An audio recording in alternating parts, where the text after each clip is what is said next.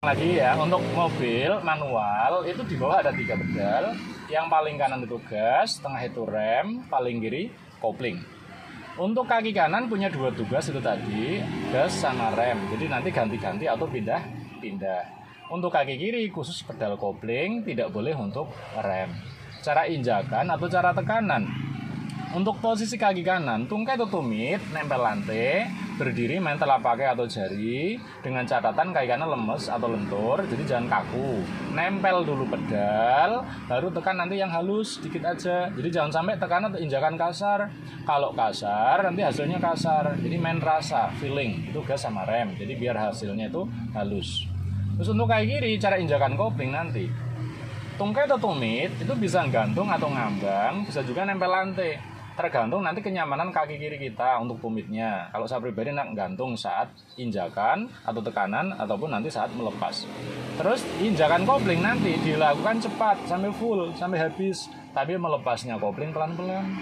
Jangan langsung lepas cepat, nanti loncat mesin mati. Ya.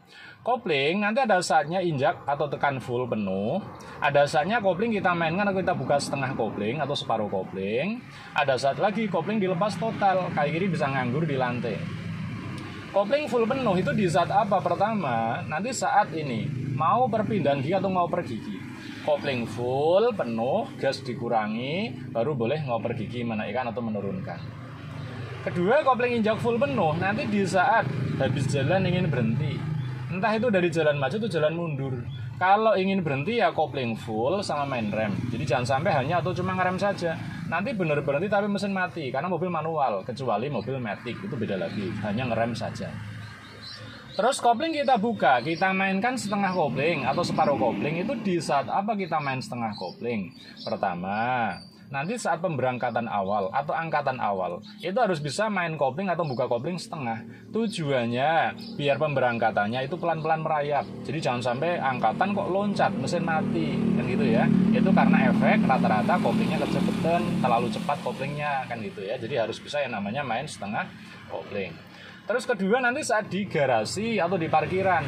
Garasi sempit, halaman sempit. Untuk gerak maju maupun mundur itu butuh pelan, merayap ya. Jadi main kopling setengah, jangan tinggi-tinggi. Tujuannya itu tadi, biar pelan-pelan, merayap. Nah, kalau ingin berhenti karena sempit, injek kopling full lagi direm. Kopling kita main lagi setengah saat apa? Saat belok. Belok di pertigaan atau perempatan sempit, tajam, sempit. Itu butuh pelan, merayap, main kopling setengah. Tujuannya biar beloknya pelan, punya kesempatan muter setir, syukur-syukur sambil noleh kanan, noleh kiri aman tidak. Jadi mata, tangan, kaki itu harus kompak, harus sinkron. Contoh arah ke rumah Anda, belokannya tajam-tajam, sempit. Terus kopling nanti kita aman lagi setengah saat apa? Saat dari berhenti mau jalan di tanjakan. Nanti ada saatnya mobil berhenti di tanjakan. Mau berangkat maju, itu jangan sampai nanti mobil mundur. Nanti kopling dulu yang dibuka setengah dulu. Kalau udah ketemu setengah kopling, getar mesin, baru rem itu aman dilepas. Entah itu dari rem kaki atau rem tangan. Jadi jangan sampai remnya dulu yang dilepas, nanti mobil mundur. Terus kopling nanti kita amankan lagi setengah, itu saat muter balik. Manuver, kan itu ya. Itu butuh gerak lambat juga, jadi main kopling setengah. Jadi jangan dilepas total. Tujuannya biar pergerakannya pelan, punya kesempatan ini muter setir. Kalau kopling dilepas total, nanti resiko mobil lari terlalu cepat, setirnya ngerata-rata ketinggalan, nyasar kebablasan. Terus kopling nanti kita mainkan lagi setengah saat mundur. Mundur karena pandangan terbatas dari spion kanan sama spion kiri. Pergerakannya butuh pelan-pelan merayap, ya berhenti jalan nggak apa-apa. Itu tujuannya apa? Untuk apa? Main setengah kopling, ya kan gitu ya, biar pelan-pelan, biar bisa memantau, melihat spion kanan, spion kiri, bodi depan, bodi belakang kan gitu ya. Gitu. Jadi kalau ingin berhenti ya injek kopling full lagi di rem. Kopling bisa dilepas total, kaki kiri bisa nganggur di lantai saat kita nanti jalan. Apabila depan kita pandang jalannya lurus, bagus, aman, kosong. Kaki kiri bisa nganggur, tinggal ngatur keseimbangan gerak mobil, ngatur gas sama setir. Ibarat mobil matic kan gitu ya. Nah, tapi apabila nanti depan kita kalau dipandang rame atau sempit, atau kita mau belok, atau mau berhenti, jalan rusak atau macet, kaki kiri udah siap-siap pedal kopling, jaga-jaga. Andaikan butuh kopling, nanti tinggal tekan. Jangan sampai cari-cari mana koplingnya, nanti keburu ngerem, pelan, mati mesin, kan gitu ya. Nah, Taruh mobil udah nyampe parkiran, mobil udah lurus, udah bagus di parkiran, nggak miring-miring, sudah sejajar lurus, kopling mau dilepas, jangan lupa ini gigi dinetralkan dulu. Jangan sampai gigi masuk, kopling langsung dilepas, nanti loncat, mesin mati.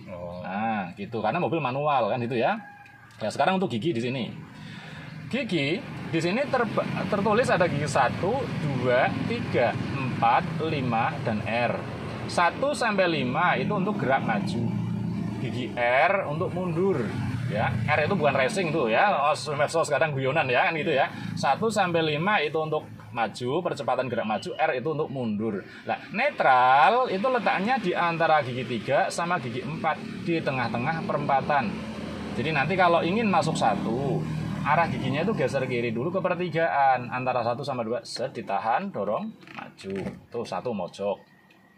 Dari 1 naik ke 2, kalau ingin sesuai garis, ini garisnya lurus. Cuman catatan tongkat ditahan mepet kiri, mepet dinding sebelah kiri. Itu kalau ingin sesuai garis, mepet ditahan, tarik lurus ke belakang 1, 2. Ini masuk 2, mojok belakang. 2 kembali ke 1 tadi, mepet kiri, mepet dinding, ditahan lurus ke depan. Ini 1, bisa netralkan. Coba ulangi, santai, masuk 1. Dah, naik ke 2 coba, santai, nggak usah buru-buru. Nah, kembali ke 1 lagi, santai dirasa. Ya udah, naik ke 2 lagi, santai, nggak usah buru-buru, nggak usah ngotot, dirasa. Nah, lepas tongkat dulu, biarkan 2. Dari 2 mau naik ke 3. 2 ke 3, caranya ke depan sekalian pertigaan dulu. Dari pertigaan ini tongkat dilepas kembali netral tuh, secara otomatis. Semua mobil ya kembali netral ke tengah, tinggal dorong dari belakang tongkat, dorong maju, masuk 3. Dari 3 turun ke 2, netral dulu ke belakang 1 kali, geser kiri ditahan, tarik ke belakang. Ini 2. 2 ke 3 coba lakukan. Ini netralkan dulu ke depan sekali, lepas, tinggal dorong. Nah, turun ke 2, netral, geser, tarik. Nah, naik ke 3 lagi. Netral, lepas, tinggal dorong. Nah, turun ke 2, tenaga jangan berlebihan. Turun ke 2, netral, geser, tarik. Nah, turun ke 1 coba. Mepet kiri, mepet, geser, dorong. Nah, netralkan. Nah, jadi kalau nggak mepet, nggak sesuai jalur, arah ya susah, kan gitu ya. Jadi kalau susah, itu tenaga jangan berlebihan. Jadi dikendori, kenapa sih kok susah, kan gitu ya. Mungkin karena apa, arah gigi yang keliru, kan gitu ya. Itu untuk gigi, dengan catatan nanti tenaga jangan berlebihan, kedua jangan buru-buru. Kalau tenaga berlebihan ngotot, kasar, ceklak-ceklok. Kalau buru-buru, nanti keliru-keliru. Umpama dicontohkan mau masuk ke 3, keliru gigi 5, kalau enggak gigi keliru gigi 1. Itu karena buru-buru, tenaga besar. Makanya harus dipahami dari gigi berapa mau ke berapa ya. Itu sementara saya kenalkan sampai segitu dulu. Nanti pengembangan gigi sambil jalan. Setelah itu cara hidup mesin. Apabila ingin hidup mesin atau nyetater atau manasi mobil, pertama karena mobil manual, Anda harus tahu gigi dalam kondisi netral atau masuk, prei apa enggak, netral enggak. Karena untuk pemantapan, ngetesnya atau ngeceknya, digoyang kanan kiri gini, lebar atau sempit. Kalau lebar seperti ini menandakan gigi netral. Coba aja digoyang kanan kiri, bisa kanan kiri lebar. Nah, mantap. Nah, itu tanda-tanda netral, aman hidup mesin. Tapi kalau gigi masuk, bedanya coba masuk gigi. Nah, goyang kanan kiri, sempit ya. Itu bedanya. Jadi lebih baik dinetralkan. Kalau manasi mobil kan butuh waktu lama, kan gitu ya. Nah, ini baru kunci kontak. Nah, masukkan sana dulu, masuk dulu, jangan langsung diputer. Nah, caranya klik 1 kali ACC ke kanan. Nah, itu ACC itu aksesoris, kan itu ya. Contoh nih audio, kan itu ya. Terus kedua on. Nah, on kan nyala merah tuh. Tunggu sebentar ada yang nyala. Nah, baru mati. Ketiga starter. Ke kanan. Dah lepas. Kalau udah hidup dilepas kunci kontaknya, jangan ditahan. Kan gitu, sama aja mesin kok sudah hidup, itu jangan di starter lagi, nanti akan merusak dinamo starter atau roda gila atau flywheel. Itu secara otomotifnya, kan gitu ya. Ini baru AC saya nyalakan. Jadi menyalakan AC itu setelah mesin hidup. Jadi jangan sampai sebelum hidup ini sudah on, kan itu ya, intinya gitu ya. Nah, terus saya lanjut sekarang untuk lampu-lampu. lampu itu saklarnya di kanan setir, kan itu ya. Nah, di situ terdapat pertama yang sering dipakai namanya lampu rating atau lampu sen. Rating kanan, rating kiri ya, sen kanan, sen kiri. Lah, untuk menyalakan rating kanan, kita kasih contoh dulu. Rating kanan ke kanan atau ke bawah, pakainya senggolan. Tuh, nyala. Ya. Terus kalau mematikan ya kembalikan lagi. Nah, rating kiri ke kiri atau ke atas. Nah, mematikan kembalikan lagi. Slow aja coba rating kanan. Klik, mantap. Nah, mematikan. Kalau kiri. Nah, mematikan. Ya, coba ulangi kanan. Nah, matikan. Nah, kalau kiri mematikan. Nah, tenaganya jangan berlebihan. Kalau kelebihan nanti apa? Kelewatan kan gitu ya. Gitu. Jadi slow aja, santai, jangan tegang. Terus sekarang untuk lampu selain lampu rating, intinya itu jangan sampai keliru nanti ya. Mau belok kiri ya rating kiri, jangan sampai rating kanan nanti kok omong orang dasar mama kan itu ya. Itu untuk rating kan ya. Sekarang lampu dim namanya atau lampu tembak. Lampu dim atau lampu tembak, lampu jauh nyala tapi kedipan atau kilatan kan itu ya. Nah, untuk menyapa atau meminta jalan ngasih kode kepada kendaraan lain saat mau belok atau mendahului atau menyapa temen karena kenal kan gitu ya papasan. Caranya itu diangkat lepas gini. Tuh. Ya. Nah, coba. Angkat lepas. Tuh. Saat diangkat nyala, saat dilepas mati lampu jauhnya. Jadi membentuk kedipan, kilatan. Ibarat contoh petir.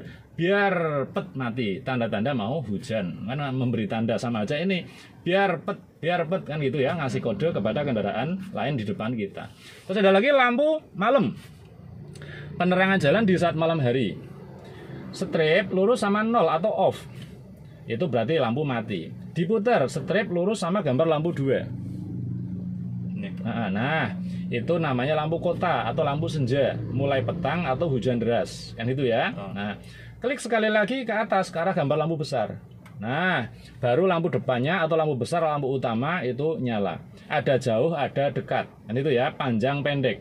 Yang membedakan di sini, di dashboard. Di sini itu yang tadi terang biru sekarang mati, berarti itu lampu dekat yang nyala atau lampu pendek. Jadi kalau di malam hari standar kita pakai lampu dekat atau lampu pendek. Jadi jangan sampai kok jalan pakai lampu jauh terus kan gitu ya. Nanti apa kasihan yang lain silo kan itu ya.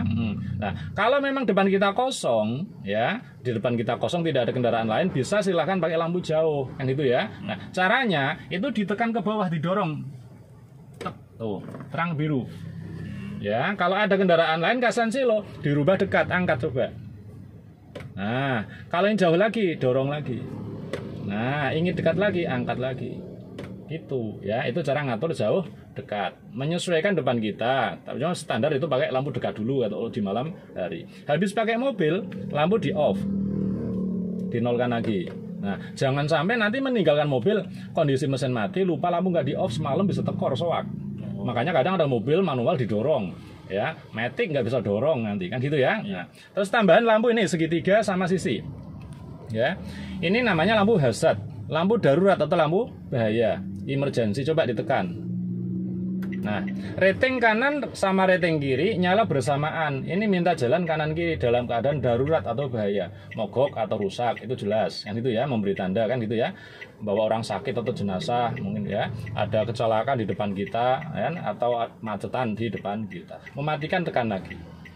Bukan untuk perempatan ya, yang salah kaprah kadang perempatan ingin lurus kan itu ya. Mungkin yang di depan, yang di dalam mobil Anda sebagai sopir itu Anda paham tujuan, Anda ingin lurus menyalakan lampu hazard. Tapi kalau bagi yang kendaraan lain yang di luar, entah itu yang dari kanan atau yang kiri, itu yang bikin bingung.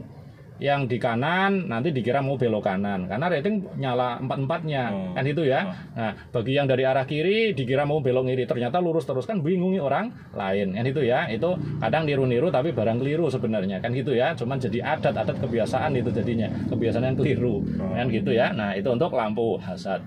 Terus untuk yang lain-lain paling itu yang adanya nama power window. Power window naik turun kaca ya. Nah, A itu untuk sopir otomatis, tekan coba. Nah, kalau naik diangkat. Nah, tombol kirinya tekan. Nah, kaca yang kiri nutup lagi. Nah, kalau tombol belakang 2, kanan kiri nggak usah dicoba, nggak apa-apa. Itu kaca belakang 2. Kalau yang tanda silang, coba tekan silangnya. Nah, di masing-masing pintu itu ada tombol. Kalau itu tekan silang, berarti ini mati di tombol pintu-pintu lain. Nih. ya. Pengaman untuk anak-anak kecil kan gitu. Kadang main-main kaca kan gitu ya, atau tangannya keluar atau kepalanya kan gitu ya. Jadi biar kacanya nggak bisa diturunkan. Tekan yang kiri on, klik. Nah ini aktif yang tombol yang lain.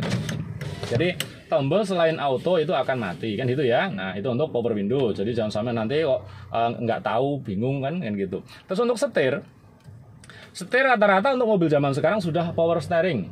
Power steering itu peringan putaran setir, syaratnya mesin hidup. Kalau mesin hidup, setirnya ringan, enteng, ya. Tapi kalau mesin mati, ini berat, ya. Jadi jangan sampai nanti jalan dalam kondisi mesin mati, setirnya berat, resikonya wah fatal, kan gitu ya. Nah, terus sama aja rem.